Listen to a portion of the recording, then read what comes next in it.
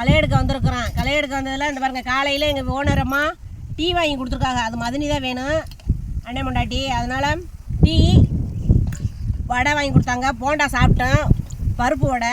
அதான் சாப்பாட்டுக்கு வச்சுக்கிறோன்னு வச்சுக்கிட்டோம். இங்கே பாருங்கள், எல்லோரும் கொண்டுட்டு வந்த தொடுகறி காய்கறியெல்லாம் நல்லா ஷேர் பண்ணி சாப்பிட்றோம். மல்லித்தவையை, தக்காளி கூட்டு, அவரைக்காய், உனக்கு வெந்தனம் இல்லை, சீனாவரைக்காய், நெத்தலி கருவாடு தொக்கு. இது நான் வீட்டில் கொஞ்சம் செஞ்சுட்டு வந்தேன்.